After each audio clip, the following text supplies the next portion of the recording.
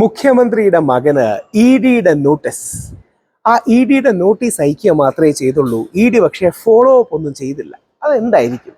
യഥാർത്ഥത്തിൽ E D എന്തുകൊണ്ടായിരിക്കും മുഖ്യമന്ത്രിയുടെ മകനെതിരെ നോട്ടീസ് അയച്ചതിന് ശേഷം അത് മറന്നുപോയത്? മുഖ്യമന്ത്രിയുടെ മകൻ ഹാജരാകാൻ പറഞ്ഞ ദിവസം തന്നെയാണ് ശിവശങ്കർ സാർ ഹാജരായത്. അദ്ദേഹം അറസ്റ്റിലായി മാസങ്ങളോളം ജയിലിൽ കിടക്കുകയും ചെയ്തു. ഇപ്പോഴും ആ കേസിലെ പ്രതിയാണ്. മനോരമയാണ് ഈ എക്സ്ക്ലൂസീവായ ന്യൂസ് കൊണ്ടുവന്നത്. അപ്പൊ എന്തുകൊണ്ടായിരിക്കും മുഖ്യമന്ത്രിയുടെ മകന്, അദ്ദേഹം കുറ്റക്കാരനാണോ ഇല്ലയോ എന്നൊന്നും എനിക്കറിയില്ല.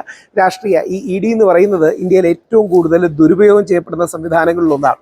നമ്മൾ പറയുന്നതല്ല, ബഹുമാനപ്പെട്ട കോടതികളടക്കം പലതവണ അത് സൂചിപ്പിച്ചതാണ്. ഇന്ത്യയിലെ തന്നെ ഏറ്റവും കൂടുതൽ മിസ്യൂസ് ചെയ്യപ്പെടുന്നത്. ഇത് പങ്കജ് ചൗധരി BJPയുടെ കേന്ദ്രമന്ത്രിയാണ്.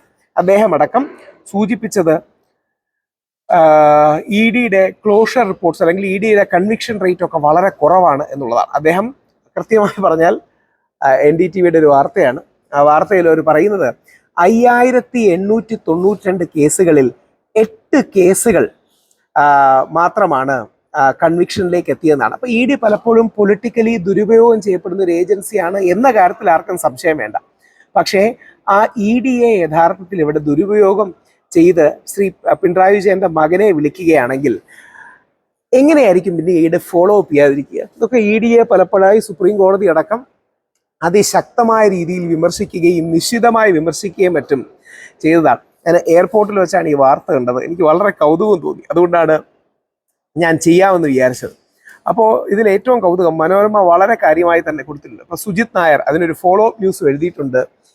ഇ ഡി ശ്രീ പിണറായി വിജയന്റെ മകനെ വിളിപ്പിച്ചത് അദ്ദേഹം പാർട്ടിയിൽ നിന്ന് പോലും മറച്ചു വെച്ചു. അത് രഹസ്യമാക്കി വെച്ചു, സമൻസിനെ രഹസ്യമാക്കി വെച്ചു എന്നാണ് വാർത്ത കൊടുത്തിരിക്കുന്നത്. ലൈഫ് മിഷൻ കേസിൽ മകൻ വിവേക് കിരണിനെ എൻഫോഴ്സ്മെന്റ് ഡയറക്ടർ ഇ ഡി വിളിച്ച കാര്യം മുഖ്യമന്ത്രി പിണറായി വിജയൻ പാർട്ടിയിൽ റിപ്പോർട്ട് ചെയ്തിട്ടില്ല.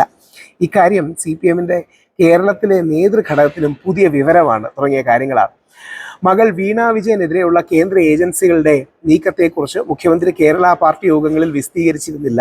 പക്ഷേ പലപ്പോഴും ഒരു പൊതു മണ്ഡലത്തിലൊക്കെ വന്നിരുന്നു. ഇത് 2 വർഷത്തോളം മുമ്പാണ് ഈ സംഭവം ഉണ്ടായത്. പക്ഷേ ആരും ഇത് അറിഞ്ഞില്ല എന്നുള്ള കൗതുകമാണ്. അപ്പോൾ എല്ലാവരും സംശയിക്കുന്നത്, പല ആൾക്കാരും സൂചിപ്പിക്കുന്നത് പോലെ ഒരു BJP CPM ഡീലാണ്, ഒരു CJP എന്നൊക്കെ ആൾക്കാർ ആലങ്കാരികമായി പറയുന്ന കാര്യമാണ്. അതായത് യഥാർത്ഥത്തിൽ മുഖ്യമന്ത്രിക്ക് സഖാവ് പിണറായി വിജയന് മോദിജിയുമായിട്ടുള്ള വ്യക്തിബന്ധമോ അല്ലെങ്കിൽ ആത്യന്തികമായി കോൺഗ്രസിന്റെ ഒരു മിഡിൽ ഗ്രൗണ്ട് ഇല്ലാതാക്കാനും BJPയും CPMും കോൺഗ്രസിന്റെ സ്പേസിലേക്ക് വളരാനും ആഗ്രഹിക്കും. അങ്ങനെയാണെങ്കിൽ CPMന് തുടർഭരണം കിട്ടും, BJPക്ക് ഒരു 10-15 സീറ്റുകളും കിട്ടും.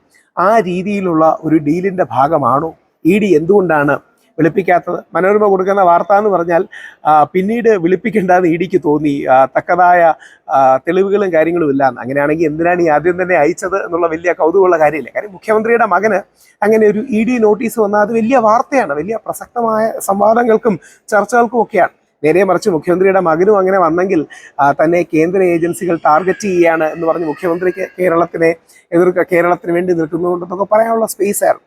അപ്പോൾ വളരെ കൗതുകമാണ്. ഇത് ഡീലാണോ? ഇതിൻ്റെ പിന്നിൽ മോദിജി പിണറായിജി ഡീലാണോ? CJP ആണോ? അല്ലെങ്കിൽ ഇവർ തമ്മിലുള്ള ബന്ധമാണോ? അറിയില്ല. പക്ഷേ വളരെ കൗതുകം തോന്നുന്നതുകൊണ്ടാണ് എയർപോർട്ടിൽ നിൽക്കുകയാണ് ഞാൻ. എയർപോർട്ടിൽ നിന്നിട്ട് പോലും ഈ വാർത്ത ചെയ്യാൻ ഞാൻ തീരുമാനിച്ചത്.